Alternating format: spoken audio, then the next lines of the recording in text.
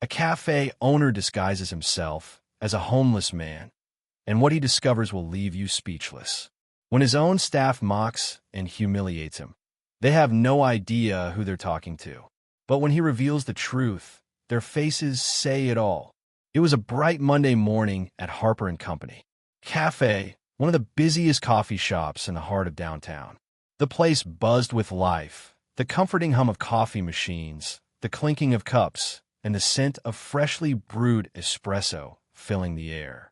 Regulars chatted cheerfully in their favorite corners, while baristas rushed behind the counter, balancing steaming cups and scribbling names on to-go cups with practiced hands.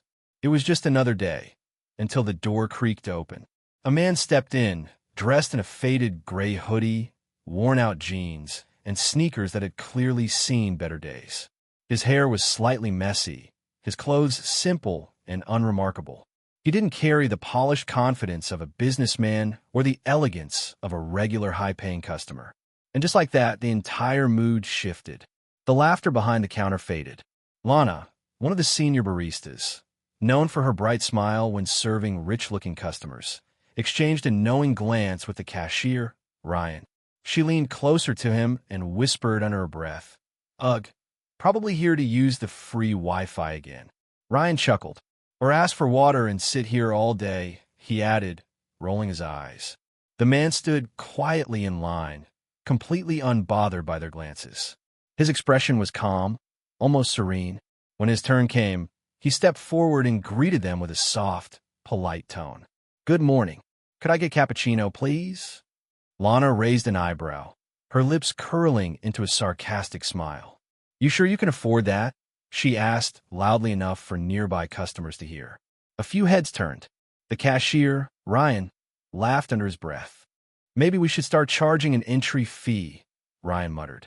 "Keep certain types out." Lana snorted. "Right? This isn't a soup kitchen." Their cruel words hung in the air, sharp and cutting. The man, however, didn't react. He didn't argue or look angry. Instead, he gave a small, patient smile, the kind that made you wonder what he was really thinking. "Please put it under the name Daniel," he said simply, taking a seat near the corner window. "Whatever," Lana muttered as she punched in the order lazily. Once the man was out of earshot, she leaned toward Ryan again, whispering, "Can you believe he actually ordered something?" "The nerve." Ryan laughed.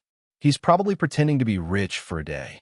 They burst into quiet laughter, not realizing that their cruelty had just exposed something far deeper than poor manners. Because what they didn't know was that this homeless guy wasn't homeless at all.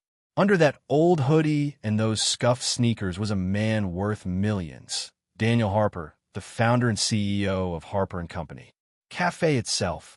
For weeks, Daniel had been receiving disturbing reports. Anonymous emails from customers complaining that some staff members treated people differently based on how they dressed or looked.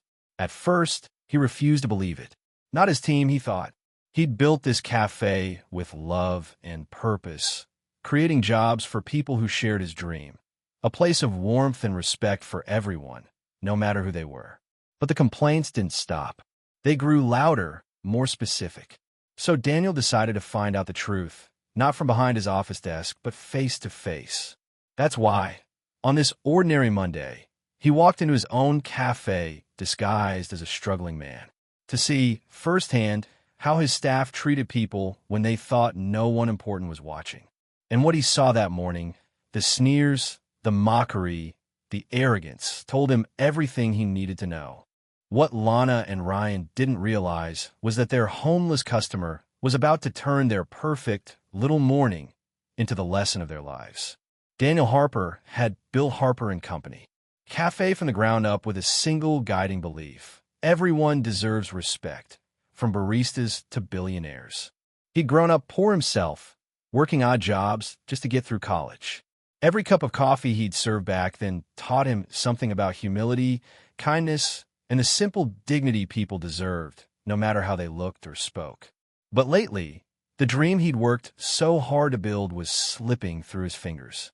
Customer reviews, once glowing with words like welcoming, friendly, and warm, had taken a dark turn.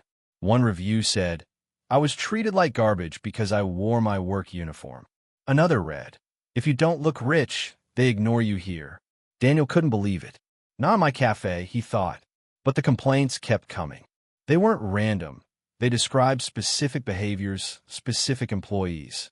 The pattern was undeniable. He could have sent HR to handle it quietly, but that wouldn't show him the truth. People act differently when they know the boss is watching. So, Daniel decided to become invisible. That's how he ended up sitting in his own cafe, disguised as an ordinary, struggling man. He sat alone at a corner table, his faded hoodie zipped halfway, sipping a cappuccino he'd ordered under the name Daniel.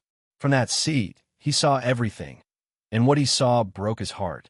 Moments later, a woman walked in, elegant, confident, dressed in a tailored white coat with a gold watch glimmering on her wrist.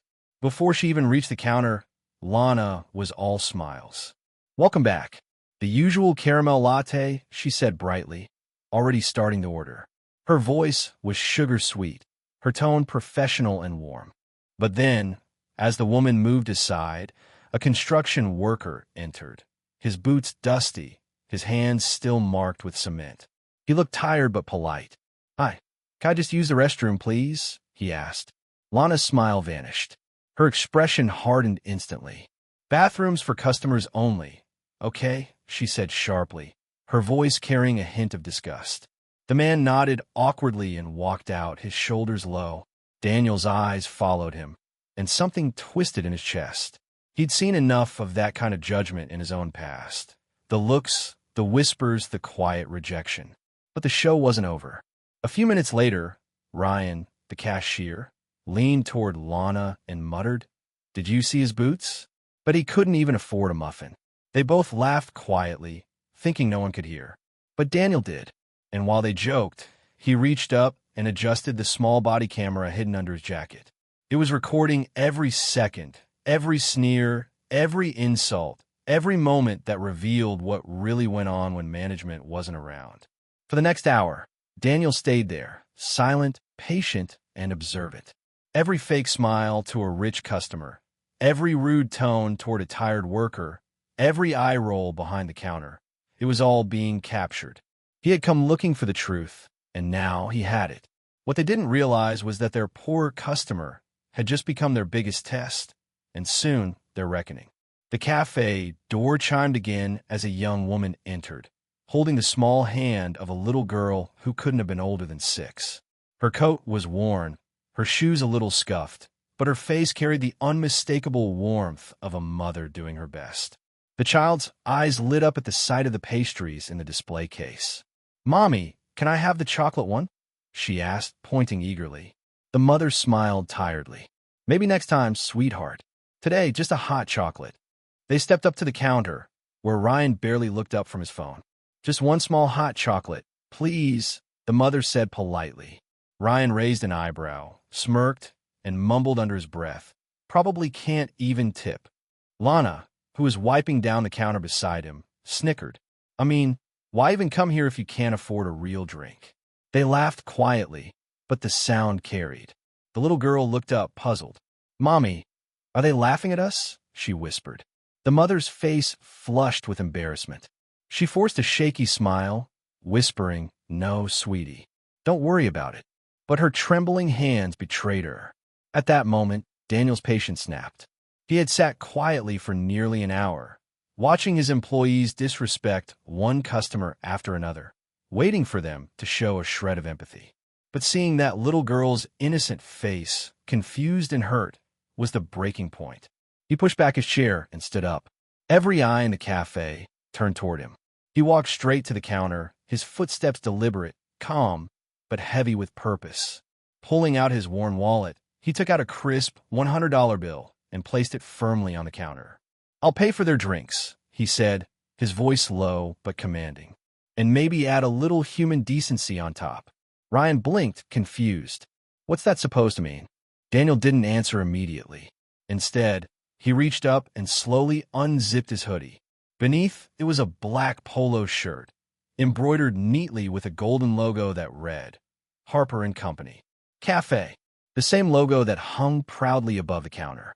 The room went utterly silent. Even the espresso machine hissed once and then went quiet, as if it, too, understood the weight of the moment. Lana froze, her mouth slightly open. "Wait, you're—" "Yes," Daniel interrupted, his tone cutting like glass. "I'm Daniel Harper, the man you just mocked, ignored, and humiliated in my own cafe." Gasps rippled across the room. The customers turned their heads, whispering to each other. A man near the door mouthed, "That's the owner?" Ryan's face went pale. Lana dropped the cloth she'd been holding. Neither of them could speak. Daniel's gaze was steady, not angry, but filled with disappointment. The kind that hits harder than shouting ever could. "I came here today," he said slowly, "to see how my customers were being treated when I wasn't around. I didn't expect to find cruelty instead of kindness." He turned to the mother and her little girl. "Ma'am, I'm deeply sorry for what happened here. You should never have been treated this way. Not in my cafe, not anywhere." The mother's eyes softened. "It's okay," she said quietly. "You didn't do anything wrong." "But I let it happen," Daniel replied. "And that ends today." The cafe was silent. No one dare move. The air felt thick, heavy with guilt, shock, and realization. The little girl looked up at Daniel with wide eyes and said softly, "You're the boss?" Daniel smiled gently. "Yes, sweetheart, I am." And in that moment, every employee in the room realized the man they dismissed as unimportant had just exposed exactly who they truly were. The cafe felt frozen in time. You could hear the faint hum of the refrigerator, the quiet drip of coffee from the espresso machine. But not a single word came from anyone behind the counter. Every eye was fixed on Daniel Harper, the man who had just revealed his true identity. His voice was calm, steady, but carried the weight of thunder. "I built this place," he began slowly, "so people could feel welcome, not judged, not insulted. What you two did today, mocking customers because of how they look, that's not only unprofessional, it's disgusting." Lana swallowed hard, her hands trembling as she tried to speak. "Sir, we didn't mean—" Daniel nodded slowly. "Yes, every word, every smirk, every insult recorded. You wanted to see who could afford what." His gaze hardened. "Let's see if you can afford losing your job." A collective gasp rippled through the cafe. Customers exchanged glances, shocked. A few even pulled out their phones, recording the unfolding drama. The other employees stopped mid-task, eyes wide, watching as their boss dismantled the arrogance that had infected his cafe. "Effective immediately," Daniel said with icy authority. "You're both suspended pending review. And if I find out this behavior has happened before, you're done. Permanently." Lana's eyes welled up with tears. Her confident, mocking attitude was gone. "Please, sir," she choked out. "It was just a joke." Daniel turned sharply toward her, his expression firm. "A joke?" he repeated. "A joke that made a mother feel small in front of her child? A joke that humiliated a 6-year-old little girl who just wanted a cup of hot chocolate?" He shook his head. "That's not a joke. That's cruelty disguised as humor." The cafe was silent again. Even those who had once laughed with Lana and Ryan now looked away, ashamed. Daniel turned, his voice softening as he approached the young mother and her daughter. The woman looked embarrassed, still clutching the little girl's hand. "Ma'am," he said gently, "I'm deeply sorry for what you went through here today. No one should ever be treated that way, especially not in a place that bears my name."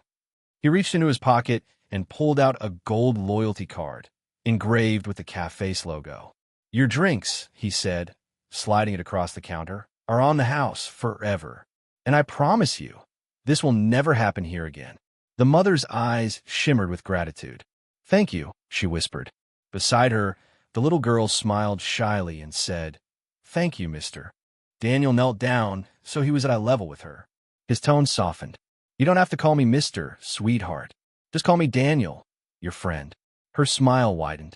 "Okay, Daniel." As the mother and daughter turned to leave, the crowd inside broke into quiet applause.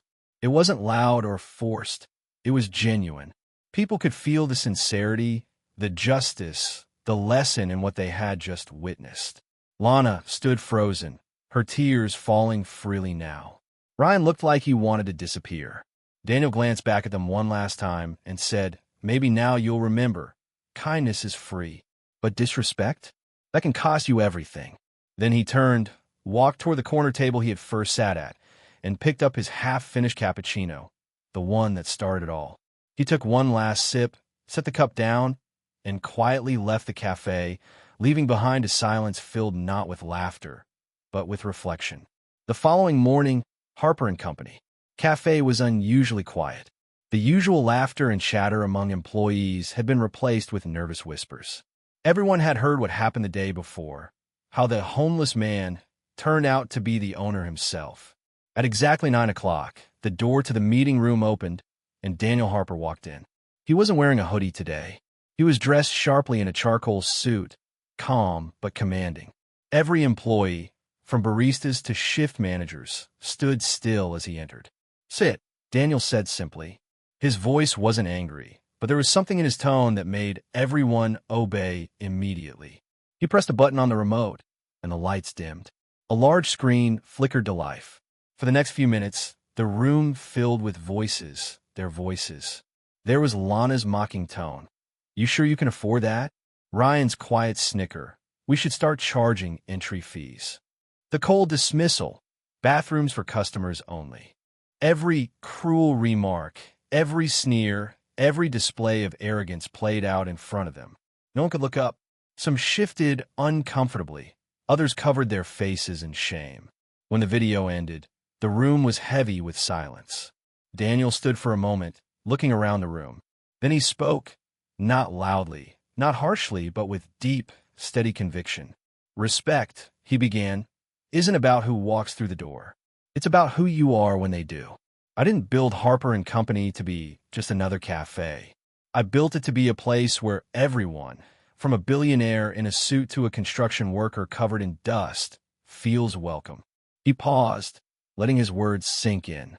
"If we lose kindness, we lose everything that makes this place worth visiting. The best coffee in the world can't fix a poisoned heart." No one dared to speak. Lana and Ryan sat quietly in the corner, eyes down, tears streaking their cheeks. From that day forward, Daniel made sweeping changes. He introduced a new company initiative called See the Person, Not the Clothes. Every single employee was required to attend empathy and diversity training, designed to help them understand the power of compassion. Those who refused were respectfully let go. Lana and Ryan never returned. But something amazing happened afterward. Within weeks, the atmosphere of Harper and Company transformed. The smiles were real again. Customers noticed. The reviews started to flood in. Not about the lattes or the pastries, but about the warmth, the respect, and the humanity that greeted every person who stepped inside. 1 month later, Daniel sat in his office, glancing out the glass window that overlooked the cafe floor. That's when he saw her, the young mother from that fateful day, walking in again, her little daughter skipping beside her. This time, the barista behind the counter greeted them with a genuine smile. "Welcome back," she said cheerfully. "Hot chocolate for our favorite customer?" The little girl giggled as the barista handed her a cookie. "This one's for you," she said kindly. From his office, Daniel smiled. He didn't need to intervene or remind anyone how to behave. They'd learned. The cafe had found its heart again. He leaned back in his chair, whispering to himself, "Sometimes the best way to find the truth is to walk among the people, not above them." As he looked out over his thriving cafe, filled with laughter and kindness once more, Daniel knew one thing for certain. Cruelty can destroy in seconds what kindness builds in years. Moral of the story: kindness costs nothing, but cruelty can cost you everything. If this story shocked you, hit that like button, share it with a friend, and subscribe for more real-life lessons that'll make you believe in kindness again.